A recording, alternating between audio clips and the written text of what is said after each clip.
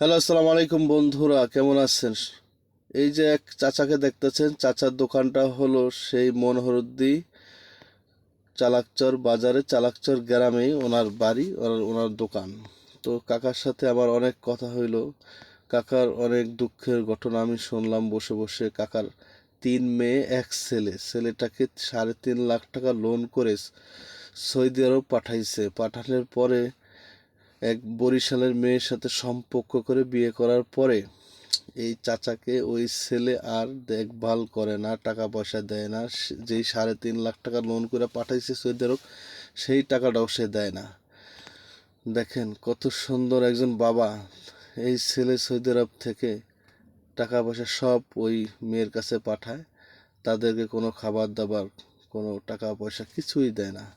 সেই কথাই আমি শুনতেছিলাম বসে বসে কাকার দোকানে। আমি কাকার দোকানে গিয়েছিলাম চা খাওয়ার জন্য। কাকা চা বিক্রি করে না, বয়সের ভার, অনেক কাজে সে করতে পারে না আগের মতো।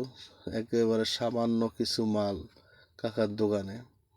তো আমি সেখান থেকে কিছু কিনলাম, কিনে কাকাকে একটু হেল্প করার চেষ্টা করলাম। তো কাকাকে বললাম যে কাকা, যদি আমি আবার আসি আপনার জন্য আমি কিছু করব, আপনি আমার জন্য দোয়া করেন।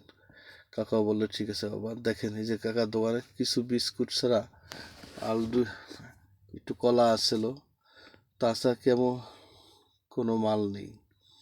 তো কাকাকে আমি বললাম, কাকা আসলে আল্লাহর কাছে বলেন যে আল্লাহ আপনি বিপদ থেকে কাকা। তো কাকা বলল ঠিক আছে বাতিজ, আমি আল্লাহর কাছে বলতেছি।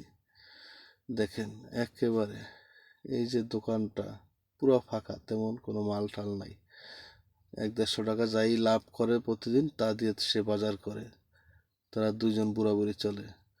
আমরা প্রবাসী যারা আছি তারা তো এমন না, আমরা তো বাবা মাকে টেক কেয়ার করি। তাহলে ওই কুলাঙ্গার কেন এই বাবাকে টেক কেয়ার, দেখভাল করে না? হায় রে মানুষ, টাকা পয়সাতে কি হবে?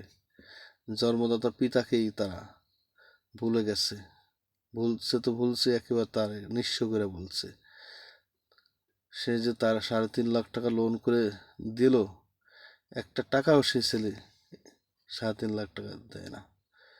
দেখেন কাকার দোকান পুরা ফাঁকা, একেবারে গ্রামের ভিতরে সাদা মিটে একটা দোকান। আমার খুব কষ্ট লাগে।